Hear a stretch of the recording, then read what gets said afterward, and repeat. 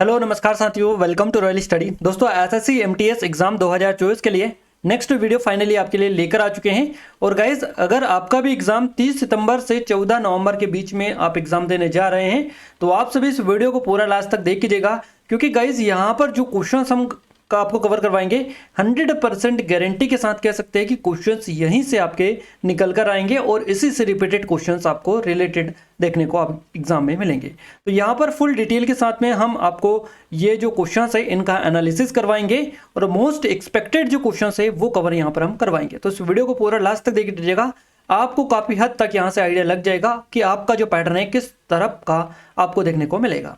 इस वीडियो की पीडीएफ भी आप डाउनलोड कर सकते हैं हमारे एप्लीकेशन से, जिसके लिंक डिस्क्रिप्शन में मिल जाएगी। साथ ही टेलीग्राम चैनल ग्रुप से भी आप इसको डाउनलोड कर सकते हैं, जिसके लिंक भी आपको इस वीडियो के डिस्क्रिप्शन में मिल जाएगी। तो आइए स्टार्ट करते हैं आज की शानदार वीडियो को।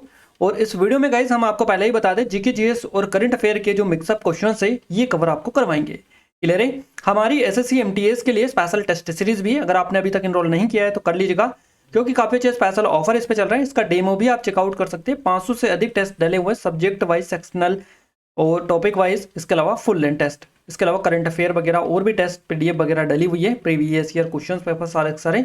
एक बार जरूर से विजिट करिएगा, डिस्क्रिप्शन में लिंक है, ये नंबर है। कोई डाउट है, कुछ क्वेरीज है तो आप इन पर कॉन्टैक्ट कर सकते हैं। पेड कोर्स में जाकर ही आप डेमो चेकआउट करें, टेस्ट सीरीज वाले फोल्डर में ना जाएं, पेड कोर्स में जाकर ही चेकआउट करें सारी डिटेल, वहां पर प्रॉपर तरीके से आपको सारा कंटेंट मिल पाएगा।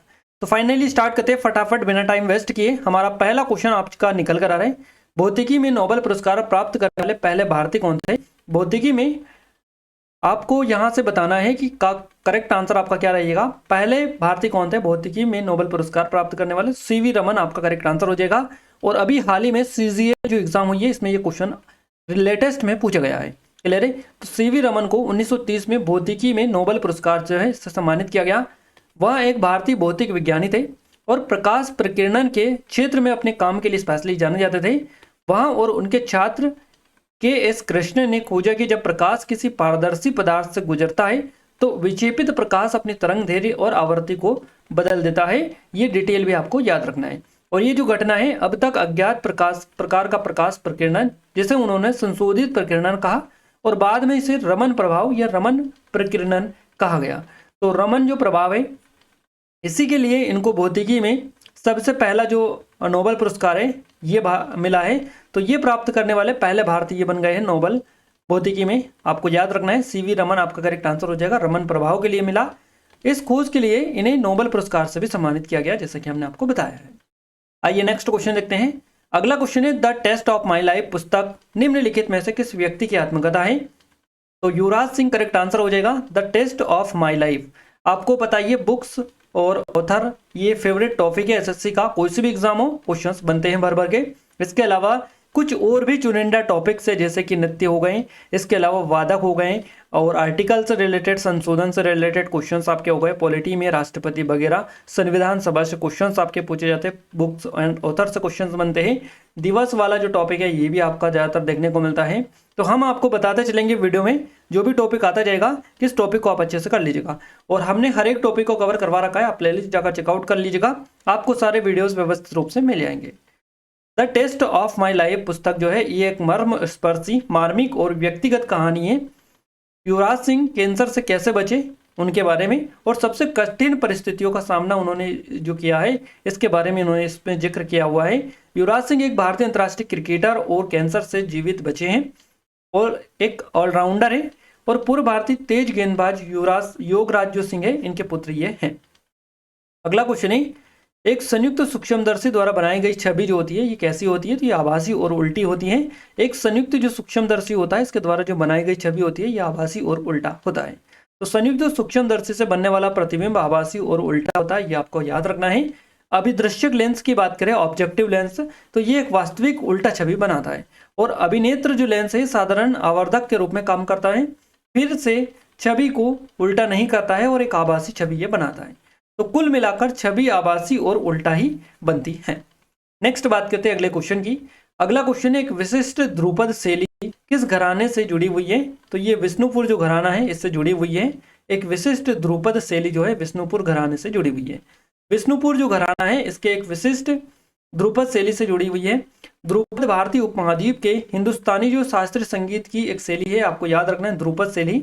और ये हिंदुस्तानी शास्त्रीय संगीत पुष्टि मार्ग संप्रदाय की हवेली जो संगीत है इससे जुड़ी हुई गायन शैलियों की सबसे पुरानी ज्ञात शैली है। दक्षिण भारतीय कर्नाटक जो परंपरा है इससे भी इसका संबंध है, तो आपको याद रखना है किससे इसका संबंध है। इस तरह से भी आपका क्वेश्चन एज ए एग्जाम में पूछे जा सकता है, रिलेटेड ही क्वेश्चन ज्यादातर आपको देखने को मिलते हैं।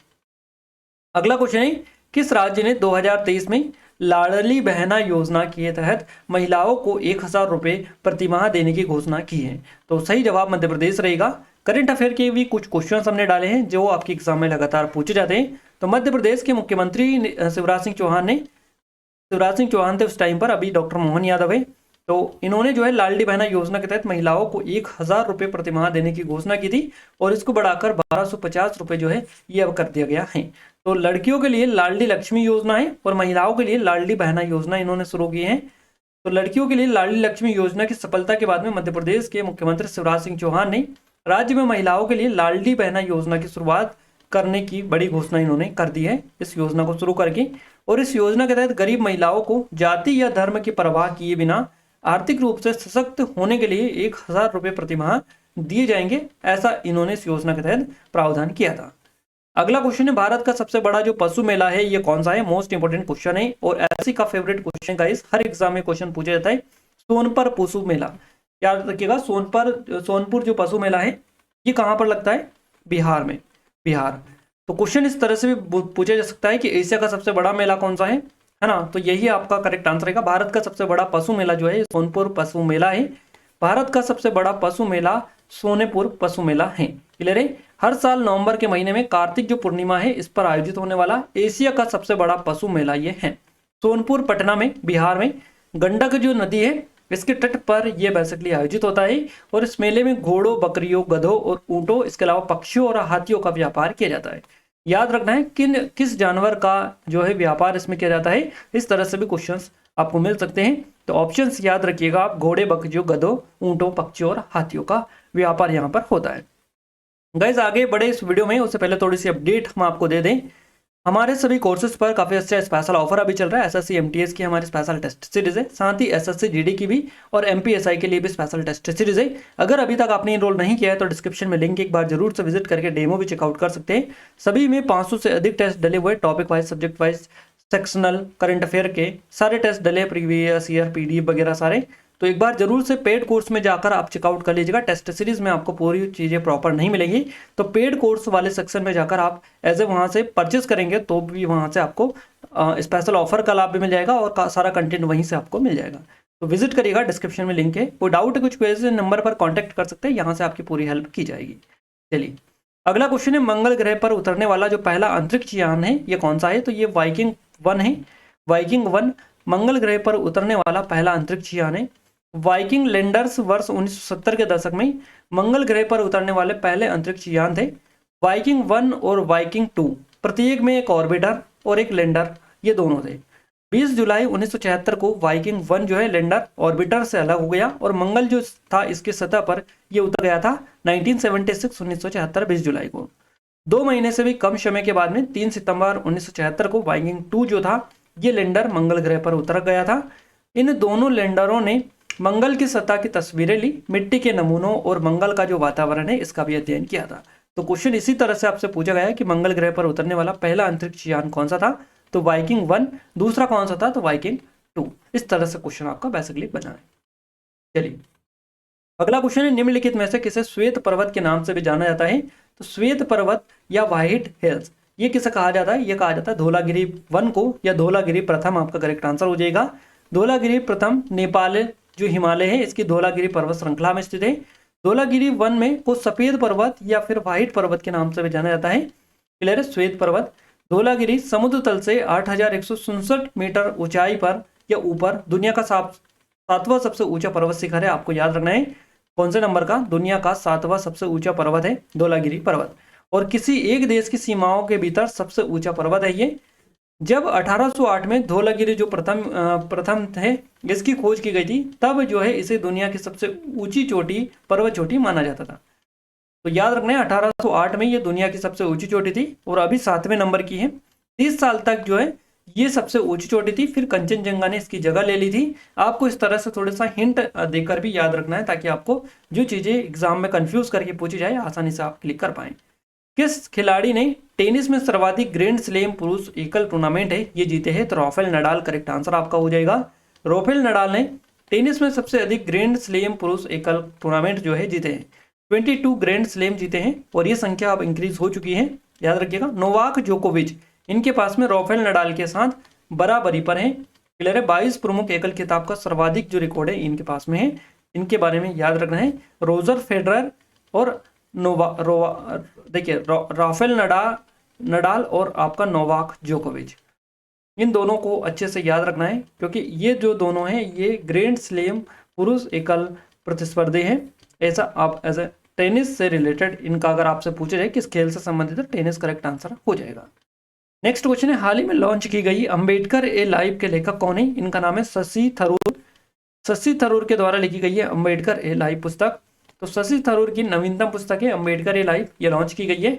सांसद और लेखक है शशि थरूर, इनकी नवीनतम पुस्तक अंबेडकर ए लाइव, इसको हाल ही में श्री सीमेंट द्वारा प्रस्तुत ICT है ना, ITC सोनार में प्रभा खेतान फाउंडेशन PKF, इसके द्वारा आयोजित किताब जो कोलकाता कार्यक्रम है इसमें लॉन्च किया गया था। और इस कार्यक्रम में युवा और पुराने जो ग्रंथ प्रेमी हैं, एहसास महिला और फिक्की FLO के सदस्य ने भाग इसमें लिया था। अगला क्वेश्चन है हमारा, कौन सा शहर भारत में पहली फार्मूला ई वर्ल्ड चैंपियनशिप रेस की मेजबानी करेगा? तो ये हैदराबाद करेक्ट आंसर हो जाएगा। करंट अफेयर का क्वेश्चन है ये आपका। हैदराबाद 11 फरवरी को पहली फॉर्मूला ई वर्ल्ड चैंपियनशिप रेस जो है इसकी मेजबानी करेगा। तो 11 फरवरी को हैदराबाद में आयोजित होने वाली या हो चुकी है ये पहली, भारत में पहली बार ABBFIA फॉर्मूला ई वर्ल्ड चैंपियनशिप रेस की जो है उल्टी गिनती प्रतिष्ठित कार्यक्रम के लिए टिकटों की बिक्री के साथ शुरू हो गई है। तेलंगाना के विशेष मुख्य जो सचिव है नगर प्रशासन अरविंद कुमार, इन्होंने यहाँ एक कार्यक्रम में पहला टिकट बुक किया था। तो ये एक्चुअली हो चुका है, याद रखिएगा 11 फरवरी को ये हुआ था। चलिए अगला क्वेश्चन है, भारतीय अंतरिक्ष तकनीक स्टार्टअप को बढ़ावा देने के लिए किस कंपनी ने जनवरी 2023 में इसरो के साथ एक MOU जो है ये साइन किया है? तो ये माइक्रोसॉफ्ट के साथ में किया है। भारतीय अंतरिक्ष तकनीक स्टार्टअप को बढ़ावा देगी माइक्रोसॉफ्ट, इसरो के साथ समझौता जो ज्ञापन है इस पर हस्ताक्षर किए हैं। टेक दिग्गज माइक्रोसॉफ्ट भारत में स्पेस टेक स्टार्टअप को ईंधन देने के लिए पूरी तरह से तैयार है, और भविष्य के लिए तैयार प्रौद्योगिकी शिखर सम्मेलन 2023 में माइक्रोसॉफ्ट के CEO सत्या नडेला ने कई क्लाउड आधारित और AI संचालित परियोजनाओं का प्रदर्शन किया है, और अंतरिक्ष तकनीक डोमेन में भारतीय स्टार्टअप को बढ़ावा देने की अपनी योजनाओं का भी खुलासा किया था। चलिए अगला क्वेश्चन है, निम्नलिखित में से कौन गैर बैंकिंग वित्तीय संस्थान का उदाहरण है? तो ये LIC हो जाएगा। गैर बैंकिंग वित्तीय संस्थान का उदाहरण है LIC एक गैर बैंकिंग वित्तीय संस्थान का उदाहरण है। एक गैर बैंकिंग वित्तीय संस्थान NBFI या गैर बैंकिंग वित्तीय कंपनी NBFC एक वित्तीय संस्थान है जिसके पास पूर्ण बैंकिंग लाइसेंस नहीं है या किसी राष्ट्रीय या अंतर्राष्ट्रीय बैंकिंग नियामक एजेंसी द्वारा पर्यवेक्षण नहीं किया जाता है। तो NBFC बैंक से संबंधित वित्तीय सेवाओं की सुविधा प्रदान करता है, जैसे कि निवेश, जोखिम पूलिंग, संविदात्मक बचत और बाजार दलाली, ये चीजें इसमें शामिल है। भारत में NBFI के कुछ उदाहरण है, जैसे कि LIC हो गया, power finance corporation limited, Tata capital financial services limited, ये कुछ इसके उदाहरण है NBFI के। चलिए अगला क्वेश्चन है, प्रकाश संश्लेषण के दौरान पौधे का कौन सा भाग वायु से कार्बन डाइऑक्साइड ग्रहण करता है? तो ये पौधों का जो स्टोमेटा होता है, रंध्र जिसको आप ऐसा बोल सकते हैं, ये प्रकाश संश्लेषण के दौरान जो है पौधे का जो भाग है रंध्र, ये वायु से कार्बन डाइऑक्साइड ग्रहण करता है। तो रंध्र स्टोमेटा पत्तियों के अधिचर्म में मौजूद छोटे छोटे छिद्र जो आपको दिख रहे हैं ये होते हैं, जो कि नॉर्मली आप इनको ऐसा नहीं देख पाते हैं। वे पौधे के कार्बन डाइऑक्साइड गैस के सेवन के लिए जिम्मेदार होते हैं। प्रकाश संश्लेषण जो प्रक्रिया है ये बेसिकली इसके द्वारा हरे पौधे और कुछ अन्य जो जीव है ये कार्बन डाइऑक्साइड और जल से पोषक तत्वों को संश्लेषित करने के लिए सूर्य का जो प्रकाश है इसका उपयोग करते हैं। तो ये सूर्य के प्रकाश की मौजूदगी में ही होता है प्रकाश संश्लेषण, फोटोसिंथेसिस जो प्रोसेस होती है। स्टोमेटा आपका इस क्वेश्चन का करेक्ट आंसर रहेगा। अगला क्वेश्चन है, निम्नलिखित में से किस भारतीय खिलाड़ी को डिंग एक्सप्रेस के नाम से भी जाना जाता है? तो ये आप सभी को बताइए, हिमा दास को जाना जाता है डिंग एक्सप्रेस के नाम से। स्प्रिंटर हिमा दास, जिन्हें डिंग एक्सप्रेस के नाम से भी जाना जाता है, एशियाई खेलों 2018 में अपने स्वर्णिम प्रदर्शन और टोक्यो ओलंपिक के लिए रणनीति के बाद जीवन पर खरा उतरी थी। ये क्लियर है। तो वहां ये देखिए IAAF वर्ल्ड अंडर-20 चैंपियनशिप में वैश्विक ट्रैक इवेंट में किसी भी प्रारूप में स्वर्ण पदक जीतने वाली पहली भारतीय महिला है। पहली जहां भी लग जाता है क्वेश्चन इंपॉर्टेंट हो जाता है, इसलिए क्वेश्चन बना है आपका। और वास्तव में पहली भारतीय एथलीट बन गई है जब उन्होंने 51.46 सेकंड की गति देखी थी। और उन्होंने गाइस 2018 जो अप्रैल था, इसमें गोल्ड कोस्ट जो राष्ट्रमंडल खेल हुए थे, इसमें 400 मीटर फाइनल में छठे स्थान पर रहने के लिए 5.1 यानी 51.32 सेकंड का भारतीय अंडर-20 जो रिकॉर्ड है ये भी इन्होंने बनाया है। नेक्स्ट क्वेश्चन है, भारतीय राष्ट्रीय कांग्रेस के किस अधिवेशन में भारत का जो राष्ट्रगान है ये पहली बार गाया गया था? तो ये कलकत्ता अधिवेशन था 1911 का, 1911 का कलकत्ता अधिवेशन। इसमें भारत का जो राष्ट्रगान है पहली बार गाया गया था। सत्र की जो अध्यक्षता थी ये बिशन नारायण धर ने की थी। और राष्ट्रगान बंगाली जो भाषा है लिखा गया था। इसके हिंदी संस्करण को 24 जनवरी 1950 को संविधान सभा के द्वारा अपनाया गया था। इतनी चीज भी आपको पता होनी चाहिए। चलिए नेक्स्ट क्वेश्चन है, हड़प्पा स्थल लोथल कहाँ पर है? तो ये अहमदाबाद गुजरात में देखने को मिलता है। लोथल गुजरात के अहमदाबाद जिले के सागरवाला जो गांव है इसके पास में स्थित है।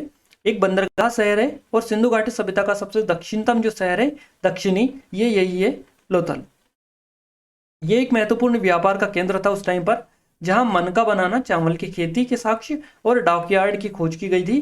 तो लोथल साइट जो है इसकी खोज की गई थी 1954 में। SR राव के द्वारा इसकी खोज की गई थी 1954 में।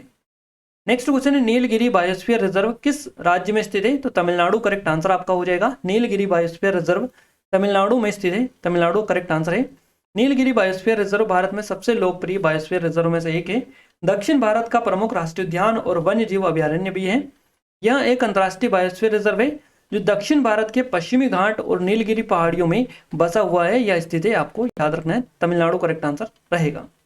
चलिए अगला क्वेश्चन है गाइस, और ये जो क्वेश्चन है कई मल्टीपल टाइम आपके एग्जाम में पूछा जा चुका है। ऐसे कोई एग्जाम नहीं होती जहां ये क्वेश्चन ना देखा जाए। भारत और श्रीलंका को कौन सा जो है किसके द्वारा विभाजित किया जाता है? तो ये पाक जलडमरू मध्य करेक्ट आंसर हो जाएगा।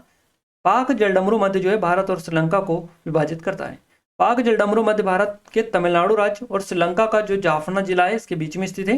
दोनों जिलों के बीच में उत्तर पूर्व में बंगाल की खाड़ी को, दक्षिण पश्चिम में पाक की जो खाड़ी है इससे जोड़ती है। इसकी जो कुल लंबाई है 85 मील है, यानी कि 85 मील की कुल लंबाई है। अगला क्वेश्चन है, 2023 में भारत के ड्रग कंट्रोलर जनरल के रूप में किसे नियुक्त किया गया? तो राजीव सिंह रघुवंशी करेक्ट आंसर हो जाएगा। यूपीएससी ने भारत के अगले ड्रग कंट्रोलर जनरल के रूप में राजीव सिंह रघुवंशी की सिफारिश की। और भारतीय फार्माकोपिया आयोग के सह सचिव सह वैज्ञानिक निदेशक राजीव सिंह रघुवंशी को भारत के अगले ड्रग कंट्रोलर जनरल DCGI के रूप में नियुक्त इनको किया गया है। आपको याद रखना है। संघ लोक सेवा आयोग यूपीएससी ने सरकार को डॉक्टर VG सोमानी, जिनका विस्तारित जो कार्यकाल फरवरी के मध्य में समाप्त हो गया था, के उत्तराधिकारी के रूप में उनके नाम की सिफारिश इनसे की थी यूपीएससी संघ लोक सेवा आयोग से। अगला क्वेश्चन गैस हमारा, और ये भी हूबहू क्वेश्चन आपके एग्जाम SSC CGA में भी हाल ही में पूछा गया।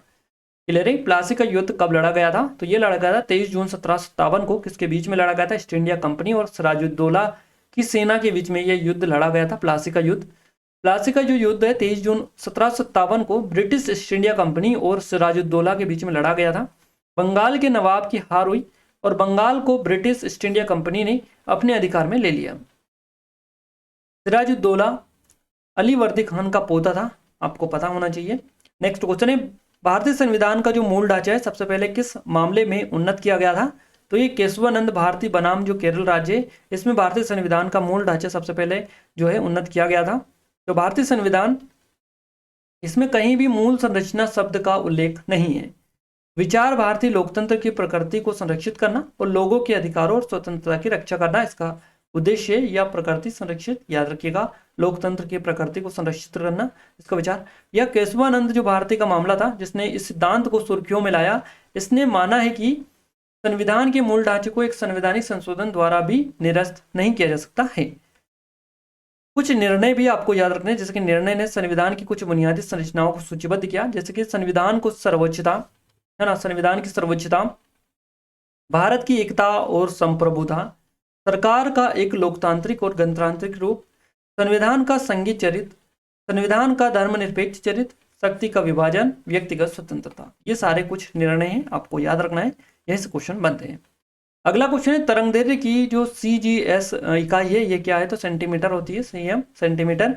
तरंगदैर्घ्य की अलग अलग इकाइयाँ हो सकती है, लेकिन तरंगदैर्घ्य की जो CGS जो इकाई है ये सेंटीमीटर है।